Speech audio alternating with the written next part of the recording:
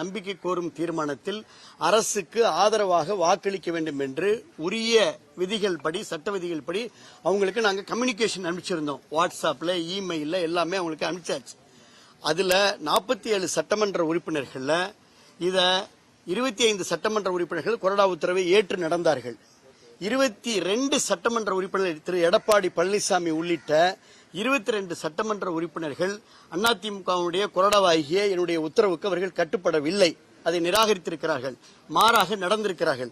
ஆகையினாலே இன்றைக்கு காலை சட்டப்பேரவை தலைவரை எங்களுடைய அதிமுகவுடைய சட்டமன்ற உறுப்பினர்கள் குழு சந்தித்து இந்த 22 பேர் கொறடாவுடைய உத்தரவை மீறி இருக்கின்ற காரணத்தினாலே இவர்கள் மீது கட்சி தாவல் சடை சட்டத்தின் கீழே நீங்கள் நடவடிக்கை எடுத்து அவர்களை தகுதி நீக்கம் செய்ய வேண்டும் என்ற மனுவை நாங்கள் சட்டப்பேரவை தலைவரிடம் அளித்திருக்கின்றோம்.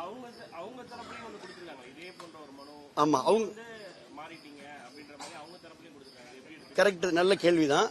ஆனா பெரும்பான்மையான சட்டமன்ற உறுப்பினர்கள் எங்கே இருக்கிறார்கள் என்பதுதான் சட்ட விதி. லெஜிஸ்லேட்டிவ் சட்டமன்ற வளாகத்துக்குள்ள சபாநாயகர் கட்டுப்பாட்டு கீழே லெஜிஸ்லேட்டிவ் பார்ட்டி அப்படின்றதுதான் செல்லும். அதுதான் சட்டம், அதுதான் விதி, அதுதான் உச்சநீதிமன்ற தீர்ப்பெல்லாம் உறுதிப்படுத்தியிருக்கு.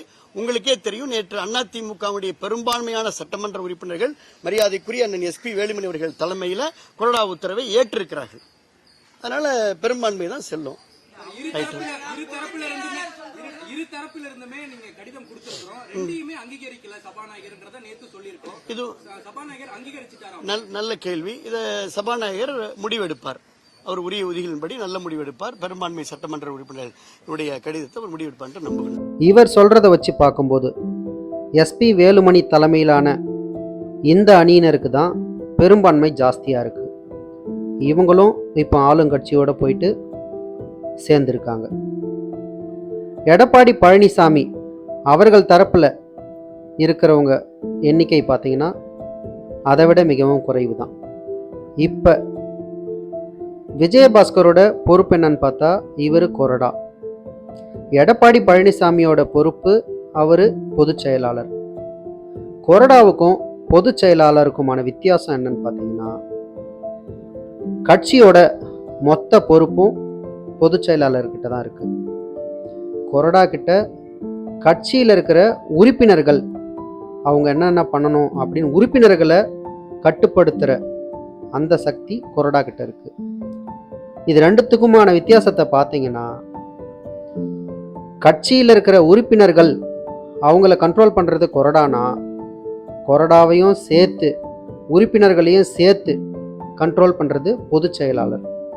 இவங்களை எல்லாரையும் சேர்த்து மொத்தமாக வச்சாதான் அந்த கட்சி. ஆனால் உள்ளே இருக்கிற உறுப்பினர்கள் பிரிஞ்சு போயிட்டா வெறும் பொதுச் செயலாளர் மட்டும் தனியாக இருந்தால் அது கட்சியாக உருவெடுக்காது.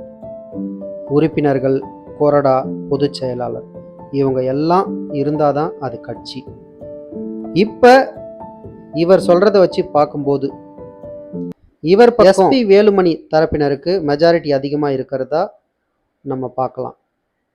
இப்போ யார் பெரியவங்க யார் சின்னவங்கன்றது முக்கியம் இல்லை, யார் பக்கம் அதிக உறுப்பினர்கள் இருக்காங்கன்றது தான் முக்கியம். பொறுத்திருந்து தான் பார்க்கணும்.